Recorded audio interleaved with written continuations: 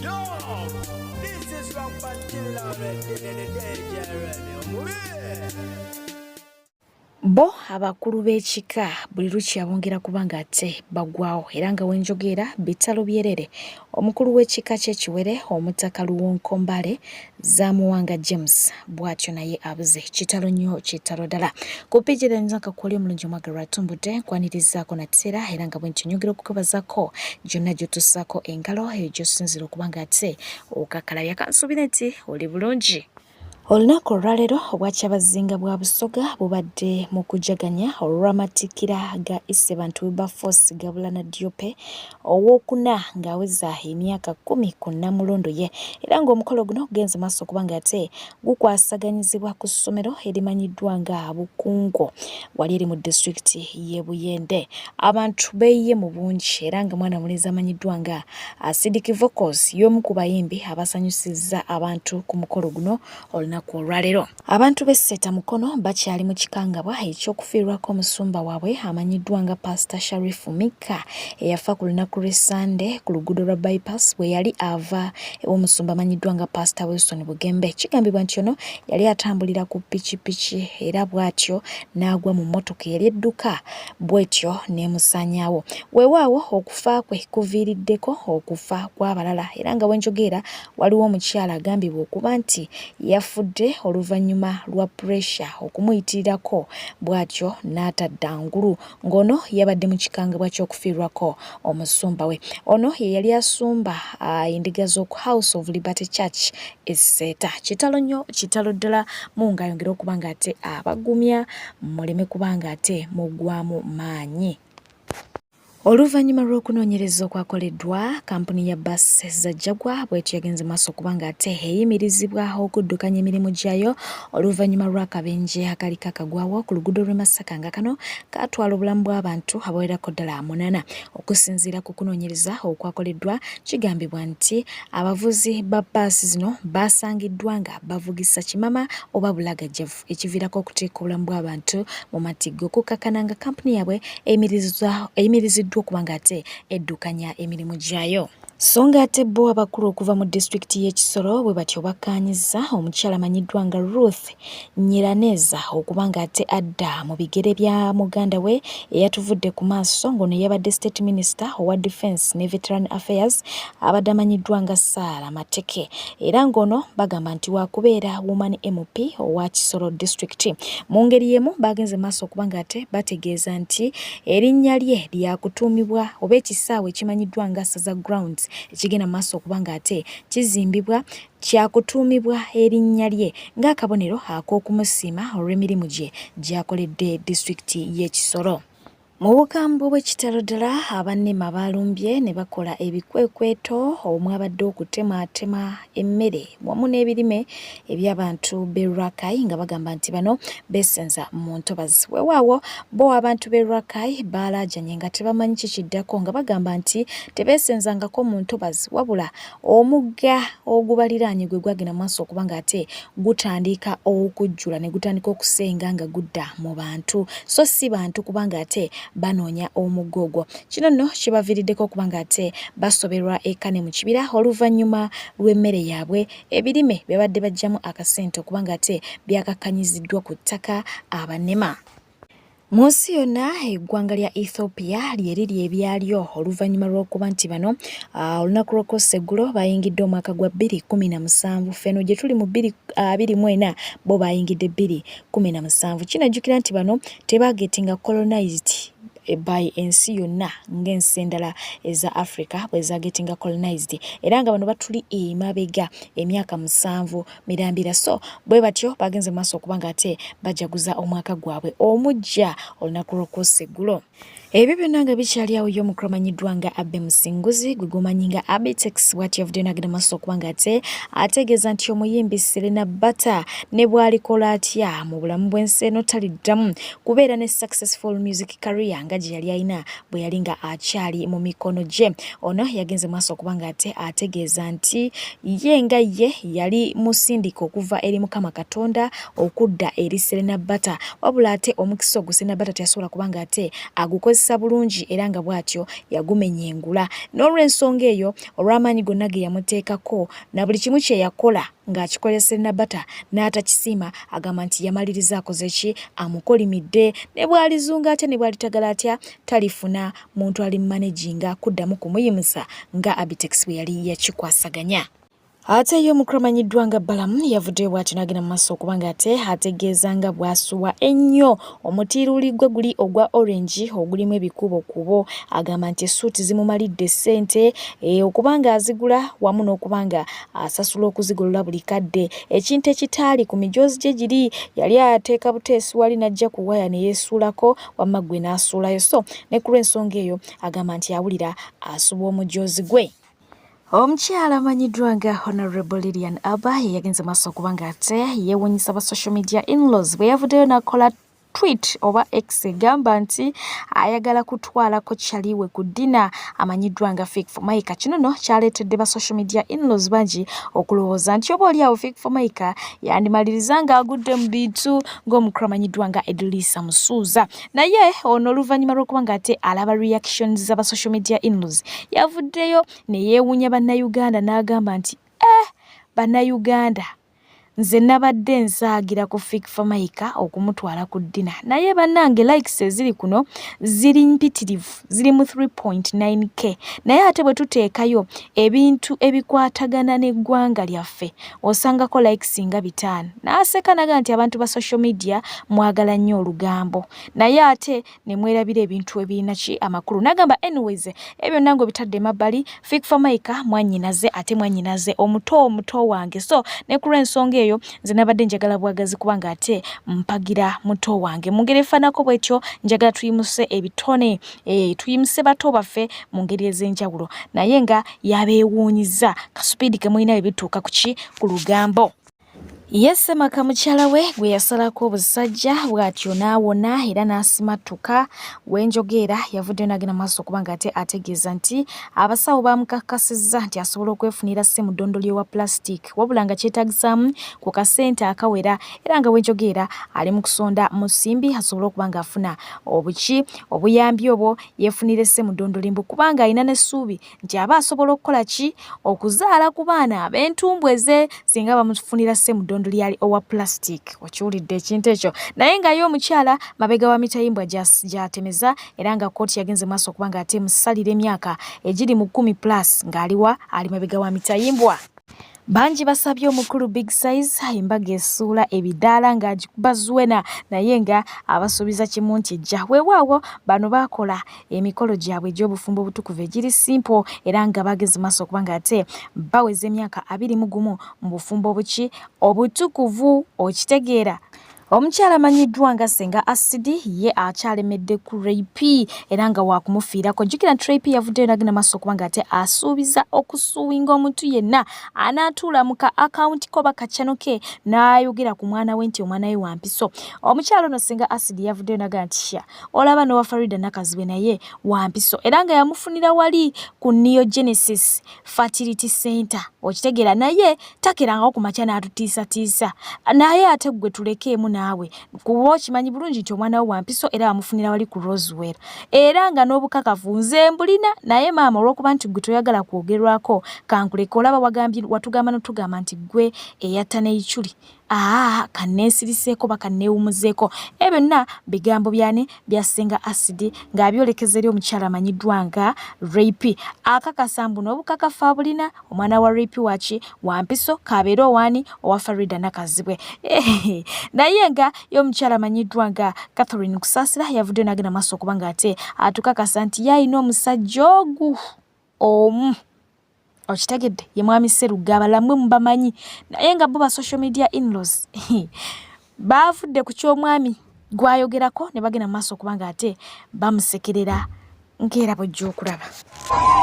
Nze bannange nnina omusajja omu Sseruga mumuteekerewo abammwe simanyi baani nze omusajja nnina omwami ani oli munene bano bakunoonyako mawulire naki ebishankalanya omukazi bungi Weewaawo waliwo mutabani eyameruse era ng'ono agambibwa okubeera mutabani wa Charles Ssekyewa. Charles Ssekyewa tumujjukira nnyo ku mukyala amanyiddwa nga Stesha Mayanja. Naye ng'ate omutabani ono mu kututumuka yazze yeemulugunya ku kitaawe okuba nti yamusuulira ebbanga ddene wabula olwamaze okuba ng'ate avaayo mbu kaakati taata akireiminga nti yaani ye taata. Ebyo tubagamba. Charles Ssekyewa, lwaki tofa ku musaayi gwo guno? Lwaki tolowooza ku musaayi gwo Ssekyewa? Naawe kanyini Stesha Mayanja, omwana wammwe lwaki mumulekerera? Mulinda mumala kubanga bazadde ba champion kudo nti akubye mulyoke muveeyo. Lwaki mulinda omwana ono amale kukuba mulyoke muveeyo? Watandise okumweyogezaako olw'ensonga wawulidde akayimba kakamubiri nga katambula. Kati otandise obuukira etambula. Bw'oba tosobodde kuvaayo kati kwogera mu butongole nti nze taata w'omwana kunnyonnyola ku mwana ono, toddamu kwesiba ku kayimba ke kumutigiseeyo mu mabaala. Toddamu kugenda ng'omwana nga bwe yakubye akayimba kamubiri. Mutabani wange yakubye akayimba kamubiri. Station de yakubyeyo. Omwenyumirizemu efuula akwata mu challenge nga tosobodde kuvaayo kwogera kati. Mutaase kubuukira olw'okuba mwawulidde akayimba ke kayitamu akamu mubiri. Yensonga lwaki mubuukira? Abantu abaana bamulaze laavu kati mwenyigawo. Kabagimulage naye mwe tubalinze mu kkoona. Kayimba bakayita mu mubiri. Olwala fiva mbeera wakufuna fiva ubasagala n'olumizibwa maitifa. Mwana mulenzi amanyiddwa nga Junior Tamale Mironde bw'ati yavudde n'agenda maaso okuba ng'ate akukkulumira omukuza gwe baamulekera. Omukulu amanyiddwa nga Kasukuku ku Wazabanga agamba nti ono atuula atya ne batandika okumukalakata nga ye ali awo awulira asirise ate vidiyo n'amala n'agi-uploadinga. Munyiivu Byansusa agamba nti mukwano gwo bakyaliwo takola kintu kifaanako bwe kityo tebasobola kukukalakata ng'awulira n'atakuteerayo kabega. Junior Munyiivu Byansuso. If you are really a friend, but they can't belittle your friend, disrespect your friend to that level. As for you, you are there laughing, pretending you are not part. You are keeping quiet. After you release the video, then you call the other person, come and reply. That is hypocrisy. And anybody who does it is a hypocrite. And I know how to treat hypocrites. The same thing they do is what I do. I'm son of Mirundi. Don't forget that. I'm a son of Mirundi. A fighter. The blood that flows in my vein is as pure as himself. When we take that line, when we take that road, you bring people to demean me, to belittle me, to disrespect me on your channel. When you are around, you don't even edit. Nebamvuma undimusiyazi. You are around, and then you play the hypocrite card. Then you call me. Ngawamazo kumvuma to reply them. Kati aye friend. Gobera mukwano gwa muntu. No. That should stop.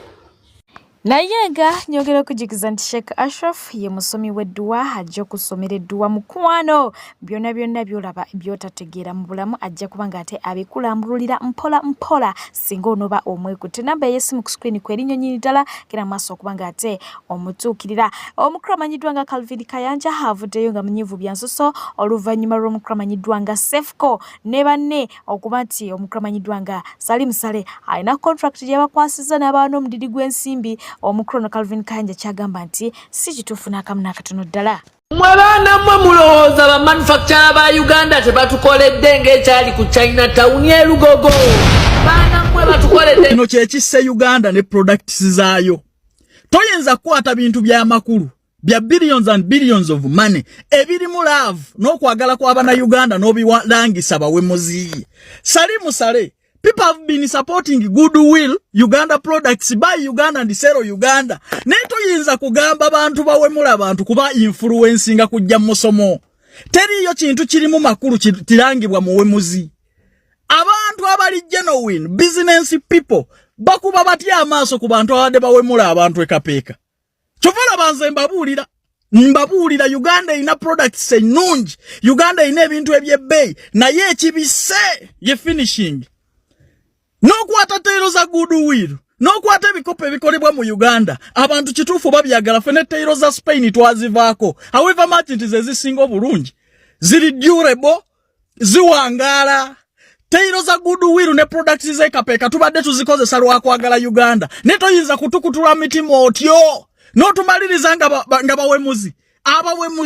Abawemuzi. Kani dozi fools prove us. Nti waliwo yali asibye ku tayiro ya goodwill mu nju.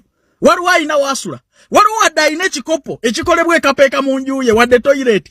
Can the fools tell us what is happening in Kapeeka? Ng'abaana babadde wano abatwagaza buy Uganda, sell Uganda. Abatulaga product za goodwill. Abasiba tailors. Abaana bakola construction ku internet. But influencer in that category.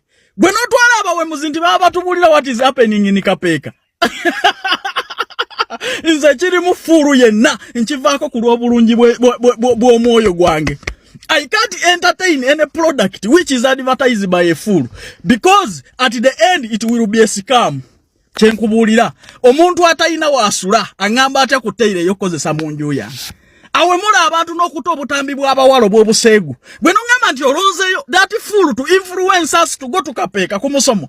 Salimu sale dekera okuzanyisa emitima gyaffe. Tomanyi bwe twewaze tayiro za China na products z'aba Spain ng'ate ze zisinga eza Uganda obulungi. Okuwagira ebya Uganda tukikola lwa mutima na kwagala nsi yaffe. Ne toyinza kutu influencing sabawemuzi. Kandi those fools prove mi gye basula. Waliwo asobola okwaffordinga tayiro. Waliwo ayina waka owa construction yagwa mu koweri. Tebaliwo wana abantu. Why did you left them? Lwaki mwalese basairas n'abavubuka abalala wano abatulaga how beautiful tayros za Uganda ne toys za Uganda ne products z'ekapeeka. Not all fools to tell us when is the musomo ogwaba business people tutuule wali tukuba amaaso kubawemuzi. That can't happen. Ba social media in-laws abasinga obungi bagambye nti oyo Kayanja kasajja ke kamutawanya naye nga ye Etania bw'atyo yavuddeyo nga si musanyufu bya nsuso era nga yakukkulumye olw'omukyala amanyiddwa nga DJ VS. Zino ntalo z'aba DJ bonna ba DJ bakyala naye nga Etania agamba nti yabadde afunye kagigi ng'omukisa gugenda gyali okitegeera naye mbu olw'okubanga DJ V ayagala nnyo Zahara Toto oba DJ Zato.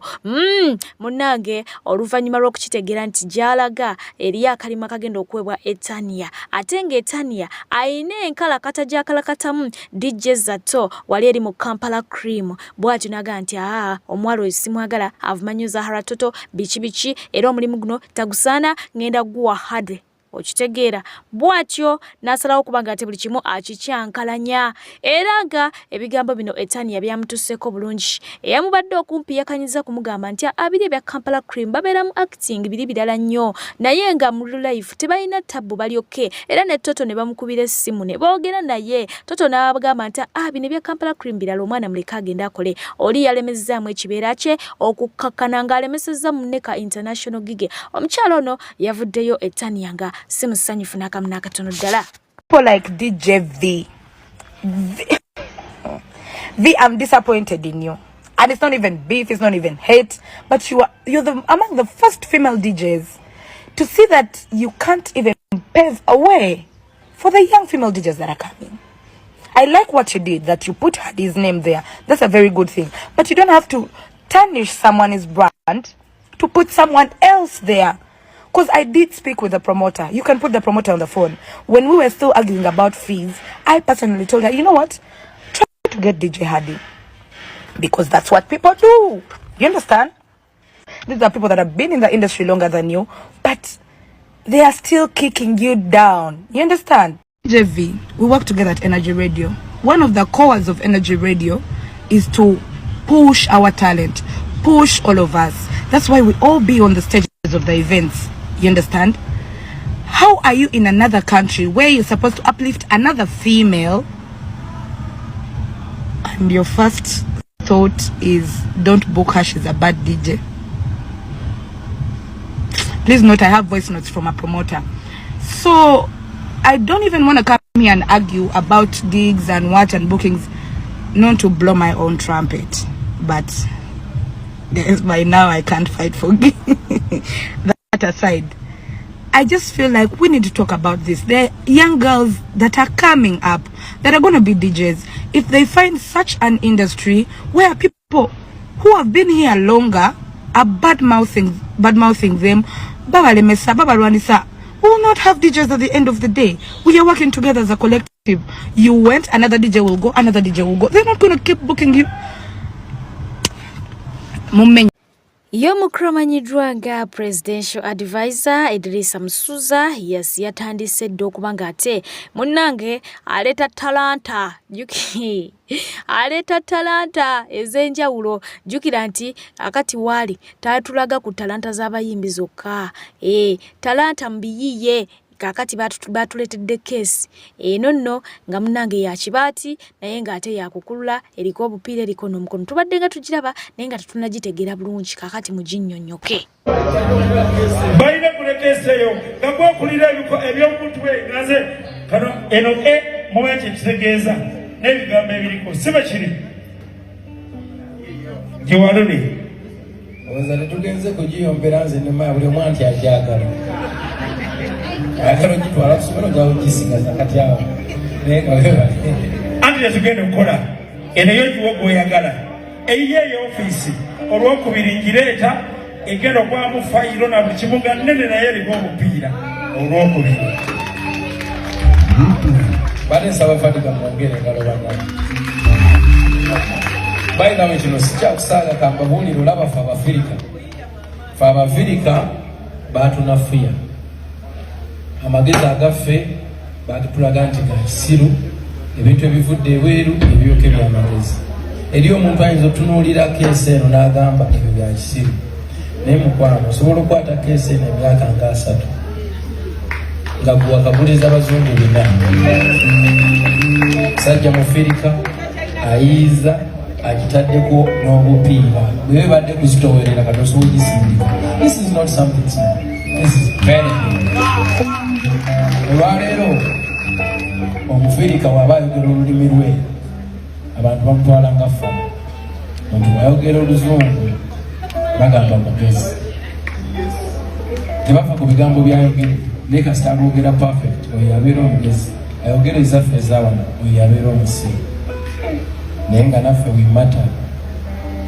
wimata ate tuli baakabi era ffe abamu twawunguka kyova olaba tufunye namu very original, very original. We are here to export, not to import, most especially the ideas. It is time for Africans to spread all over the world. Presidential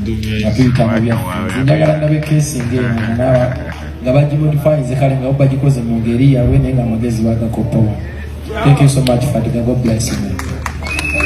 Kenzo, gatonna pa nakayimba bakayita amalo obudde bani edikezo mwa kubugalo bamanyi mwe bali nnyo era lukyagina maaso musajja ono kubanga tukoledde ebintu bingi.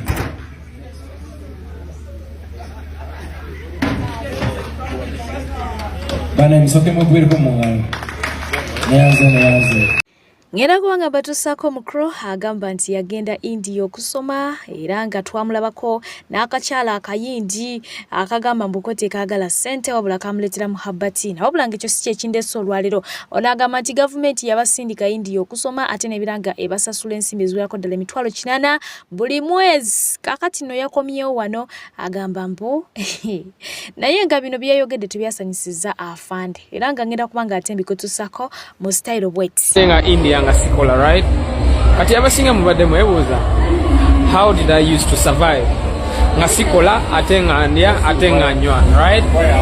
Ekituufu kiri nti ne bannanga basigaddeyo wali abalala bannayuganda basomere buyindi nga gavumenti ya Uganda etusasula sigenda guyita musaala stipend ya $800 $200 buli mwezi.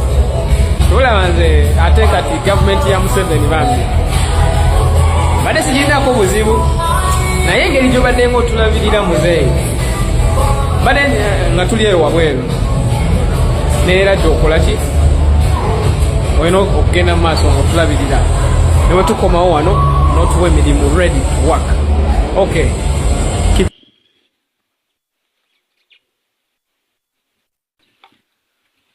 Alright my guys, kansubire mwasibye bulungi nange nasibye bulungi.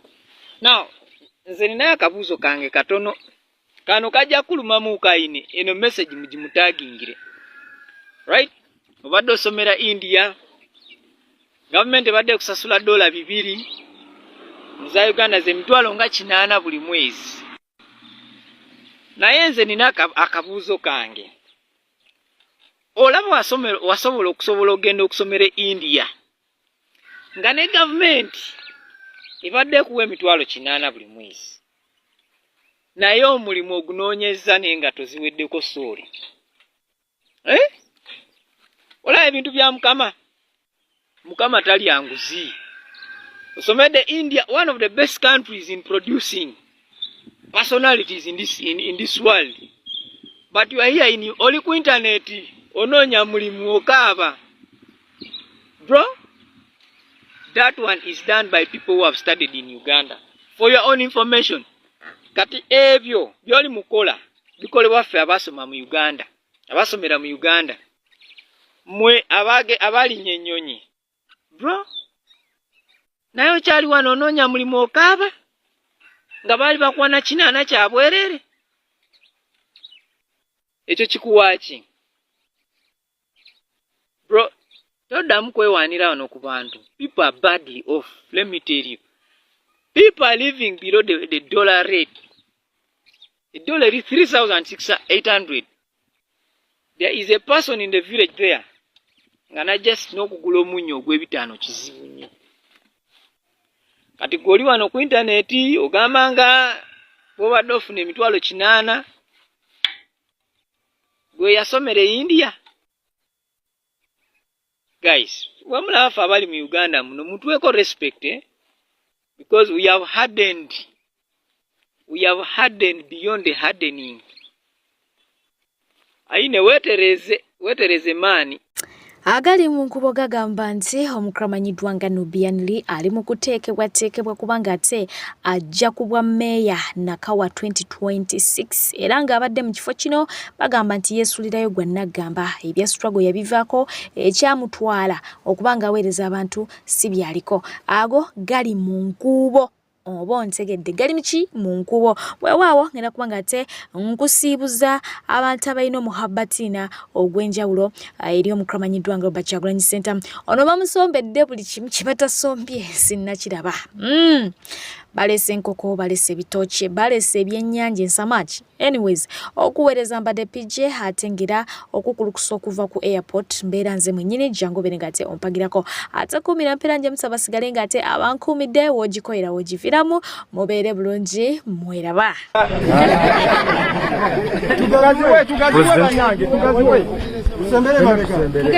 Aleteddwa empuuta bingi bikyayika bikyamuleetebwa ewaka, so bamuleetedde kati empuuta agenda wona.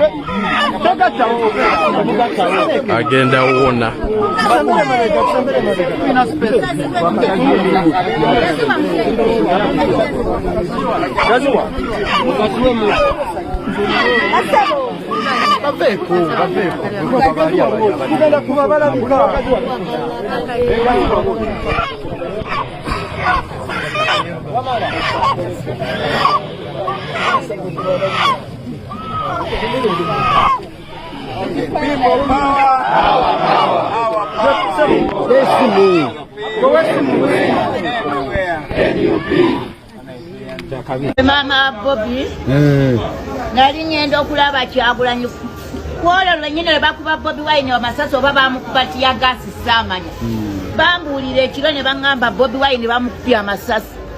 Kaakati nze nali ngenda kwolwo ensambya okulaba Bobby Wine ne baŋŋamba obudde buyise togenda nsambya. Kati ne ŋŋendo enkeera ngenda okutuuka wano ku Kobiro kukobiro bamuyita kukobiro y'abeesigye ng'amagye gasazeeko nene mabega ne baŋŋamba nti amagye gasazeeko obanga mwali musazeeko lwaki temwasobola kukuuma Bobby lwaki bamukubatira gaasi kati ngenda okulaba Bobby ne bagamba abasirikale ne bagamba njagala kuyitawo kugenda kulaba mutabani wange Bobby Wine njagala kuyitawo kulaba mutabani wange Bobby Wine nkaaba ne bagamba bamukubya amasasi kati abasirikale ne baŋŋamba wano taliiwo abasirikale baŋŋamba nti wano taliiwo kati we baŋŋamba nti taliiwo nenkyusa bwe nti ne ŋŋamba kale oba taliiwo kaŋŋende mu kibuga mbibbeeko okitegeera kati ngenda okulaba nali nkyuse bwe nti abasirikale nga bankwata nga banteeka ku kabangali nga baŋŋaka tukutwale ngenda okulaba bwe bantwala nga nsibira kabalagala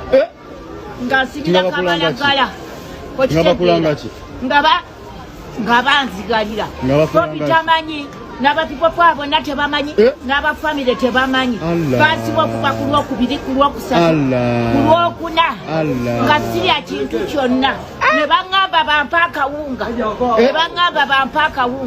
ne bagamba sijja kulya kawunga kamwe sigenda kulya butwa olwali okutuuka mu kkomera ne baŋŋamba yambula ebikomo yambula empeta jamu ebipande byonna nembijjamu nengumira amateeka gaabwe ebipande nembikwata nembiteeka mu nsawo okitegeera nembiteeka mu nsawo kati bwe nabiteeka mu nsawo kati awo aba people power ne bajja ku lwokutaano ne bagamba maama Bobby tetwategedde nti bakukutte nekwolwo lwennyininyini wandibadde tosulayo waliwo etteeka ebifaananyi nabiteeka mu nsawo kakati bwe natuuka okuvaayo ngenda okukebera mu nsawo ekifaananyi eky'amagye ag'eggaza n'ekyokutikkira Bobby n'ebyabaana ba Bobby n'ekyakyagulanyi nga ndi nekyagulanyi n'ebifaananyi ebirala bibiri ekyakabaka ne babijjamu mu nsawo ne babitwala babisigaza ku poliisi ekabalagala okitegeera waliwo etteeka erikkiriza okukwata mu nsawo y'omuntu nga musibe obadde omukutte etteeka liriruddawa etteeka liriruddawa erikkiriza okutwala ebifaananyi by'abantu nze mbadde nsaba mu abeekabalagala abasirikale bwe mubanga Museveni yagaana obukiiko kati nze nagenda okutunuulira ekiri ekabalagala nga tekyali nga abapoliisi kati nga bakwata bukwasi bantu n'abavubuka bennyini nabalabayo aba people power babakwata okitegeera kati babaliwo bubeezi kukola ssente mu bantu kusanga bantu kubakwata kusanga bantu nga babakwata mulina okwebereramu bannayuganda 2026 tulonde Bobby Wine mugende mwebereremu go and get the vote of Bobby Wine tulonde Kyagulanyi mpuweereza obubaka saasobola kujja kukulaba nali nzije nsambye okulaba abasirikale ne bannemesa naye nga walaba taata ng'olabye n'obulumi taata nange mpita mu kaseera kazibu ng'olabye Kyagulanyi nkufaako tofaayo